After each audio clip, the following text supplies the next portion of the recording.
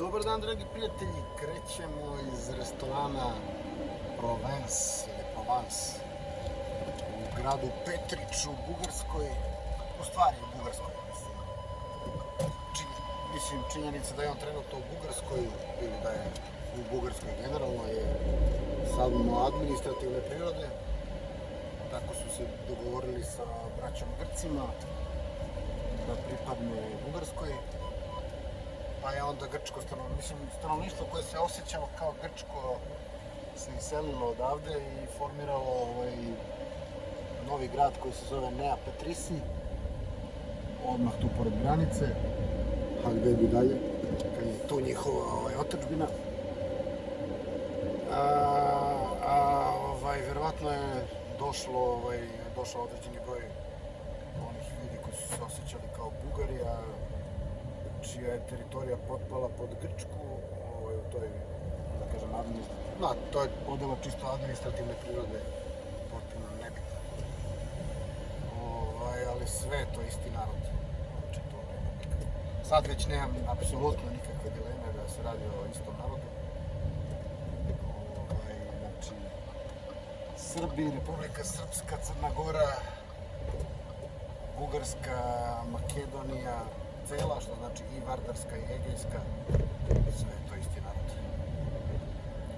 I evo, dajem sebi zadatak da oformim za početak kulturološku uniju, a može i da ostane samo na tom nivou, ne želim da se uplićem u nacionalna pitanja, jer mnogo ima debila koji nisu nikad pročitali ništa, a vole da tupe o nekom nacionalizmu i tako dalje, uključujući i Srbe,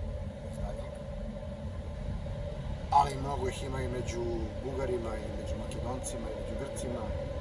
Ne zna se gde ima više takvih debila. A što se tiče braće Hrvata,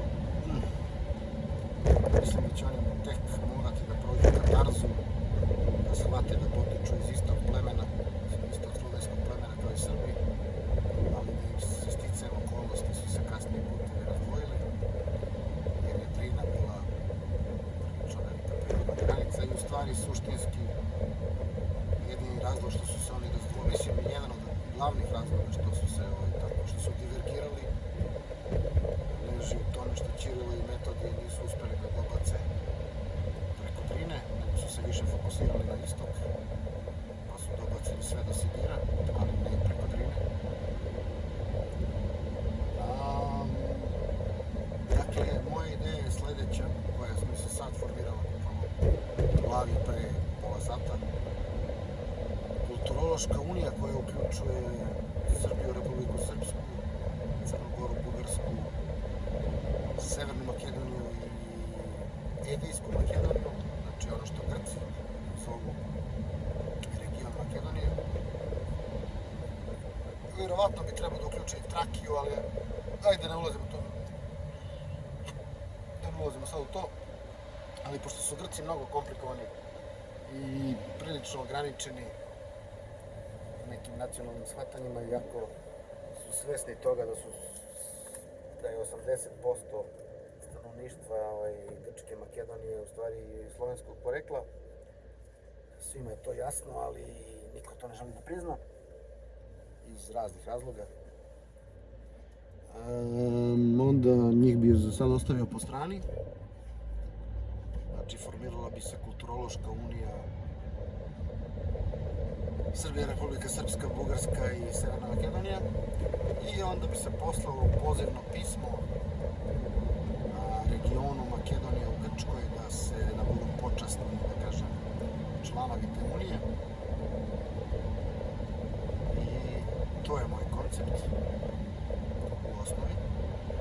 Već sam u glavi razradio i detalje, ali ajde da se zadržimo sad na ovome, da ne bi bilo malo previše za... Što se tiče braće Hrvata, njima bi se u nekoj kasnijoj fazi možda poslalo isto pozivno pismo, da postanu pridruženi članovi. Isto važi i za braću Slovence.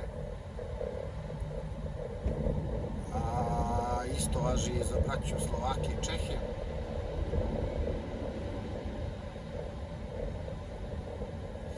Sad za Poljake je malo komplikovanija priča. bi se mešao Rusima u njihovo, kako kažem, područje interesa. I sad ostaje. I oni su najviše divertirali od osnovnog slovenskog plemena. I sad, pošto su se Mađari našli tu nekako, a i Rumuni tu nekako u tom području, poslao bi njima pozivno pismo, a i pošto su se Albanci tu našli, poslao bi njima. Znači, osnova bi bila Srbija, Republika Srpska, Bugarska, Makedonija, Severna Makedonija i pridruženi članovi region Makedonija u Grčkoj, Rumunija, makar ovaj podkarpatski deo Rumunije, ako ne cela, Mađarska,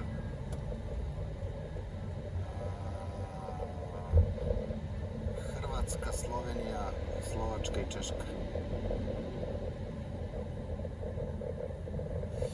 I naravno osnova te priče bi bila kulturološka saradnja, bez tendencija da to preraste u nešto ozbiljnije, i naravno ekonomska saradnja za njega.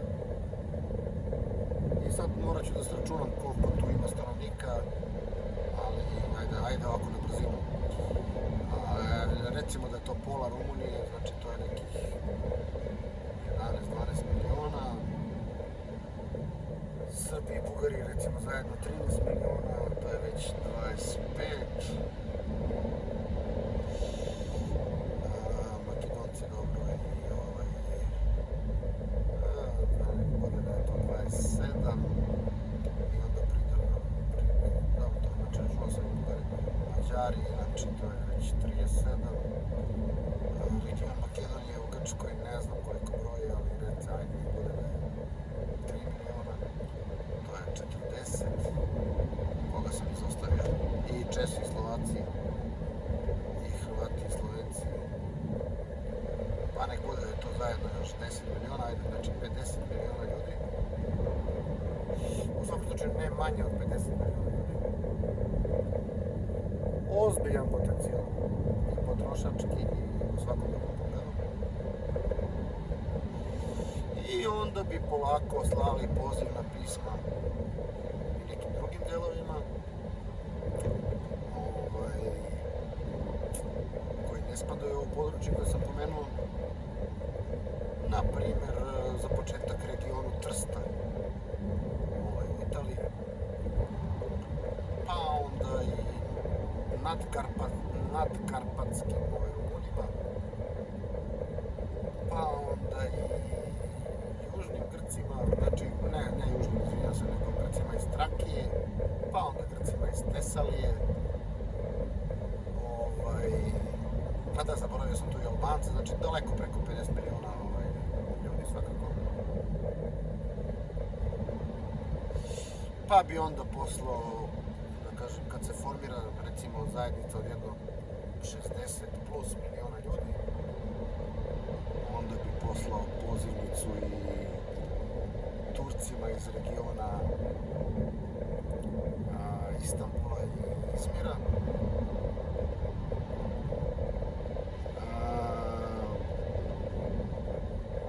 Pa onda i ostatku Grčke, ostrvima i Atini i Kritu.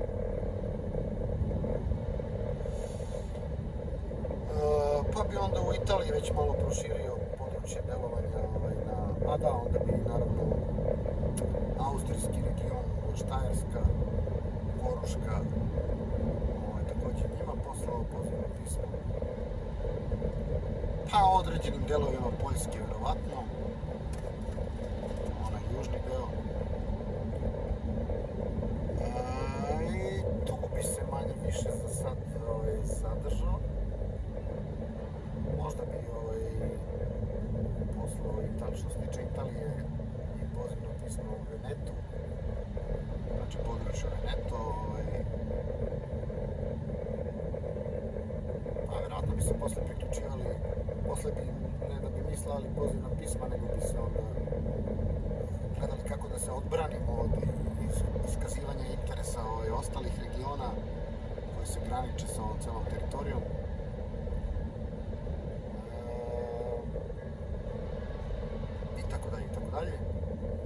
nekom trenutku bi tu došao i deo Rusije, vjerovatno.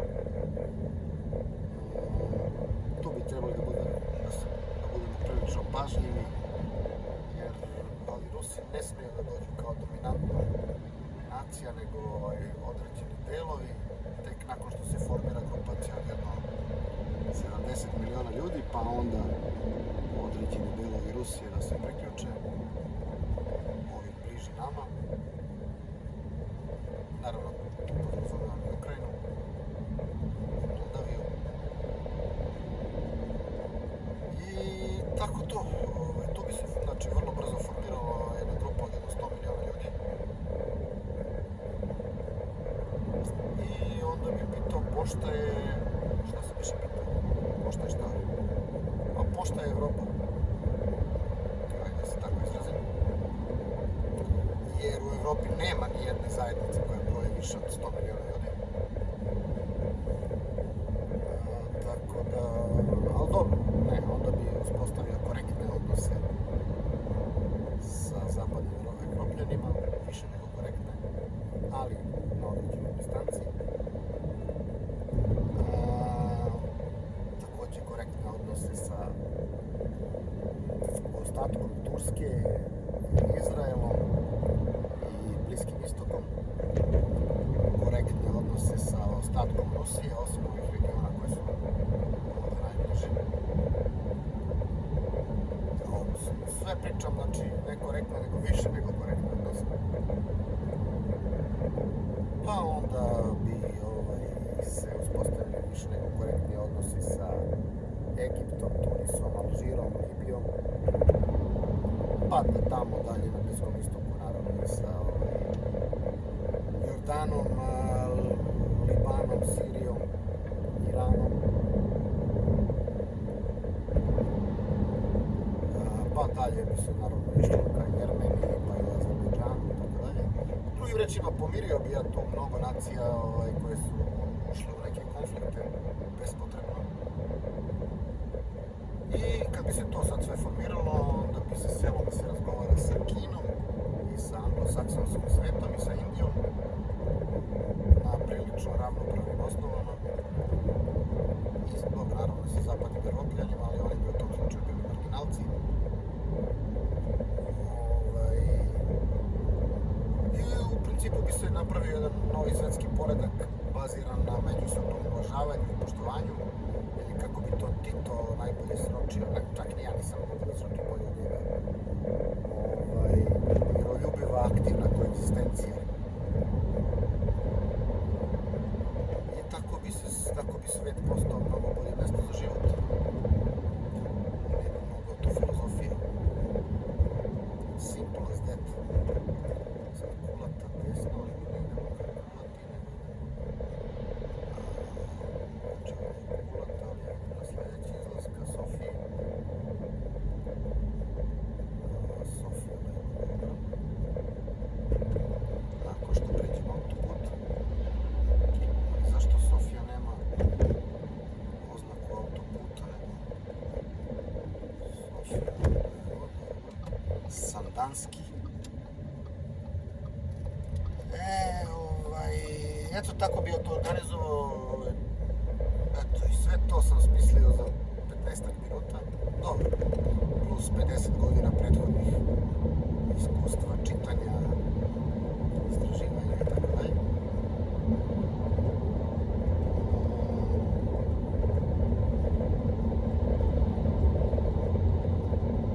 Ja sam pre par godina imao jedan koncept neke pan-slovenske unije koja bi kao pridružene članove imala i Helene, i Mađare, i Albance, i Rumune. Ali onda se desilo ovo sranje u Ukrajini i tad sam već shvatio da će taj koncept biti teško ostvariv, prevashodno zbog Rusije, koja nije baš u prijateljskim odnosima sa većinom ostataka slovenskog sveta. I onda sam malo korigovao taj koncept, pa sam napravio drugi koncept. Ali sam i tad u tom konceptu napisao vam pošaljem, mislim koga interesuje, mogu da vam pošaljem manifest tog pokreta. Napisao sam da će inicijalna kapisla celog tog pokreta da se desi negdje na tromeđi između Srbije, Bugarske i Makedonije. Evo sad mogu malko da korigujem to i da kažem da će inicijalna kapisla da bude u gradu Petrić, na tromeđi Bugarske, Grčke i Makedonije, odnosno stare Srbije, da se tako izrazim. I to je to.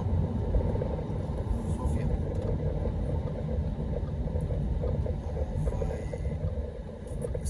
Sad, umeđu vremenu sam imao još jedan koncept o kome sam napisao ceo post na Facebooku, a to je takozvana Potato Europe, Tomato Europe, i onda sam ja dodao još jedan deo Europe koji se odnosi na Skandinaviju, a to je Salmon Europe,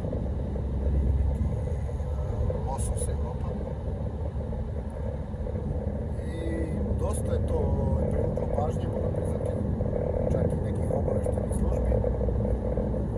Ne mogu da kažem da me niko do sad direktno, da me nekad do sad direktno kontaktirao, ali zato što je koncept po svojoj osnovi benigan, ne uključuje nikakve političke konotacije, ali indirektno sam shvatio da sam, što se kaže, da je privuklo pažnje raznih obaveštenih službi.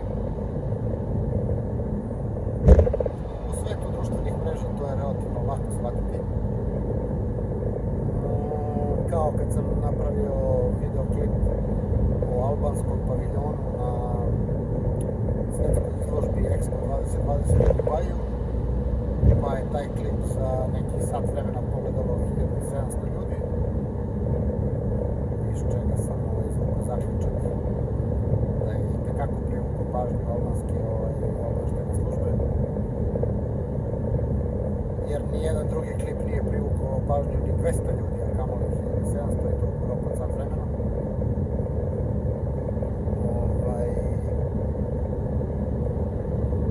Tako da sve to može da, mislim, ko hoće malo da porazmisli, može da lako da shvati. Ali ja da ne bi mnogo palamudio, da malo ubrzam, pošto sam izašao na autoput, a treba stići do Beograda.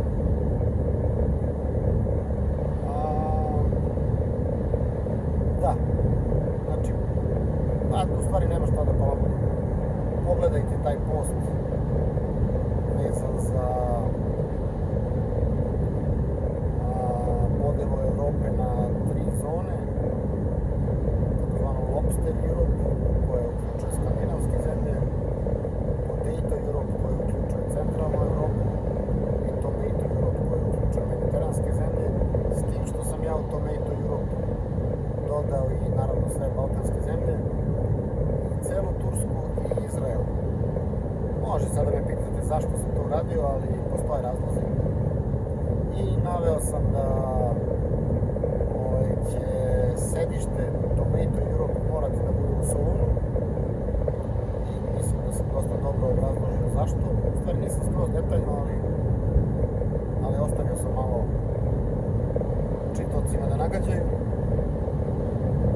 I sad naravno to se neće svidjeti vjerovatno Rimu, Madridu, pa ni Carigradu.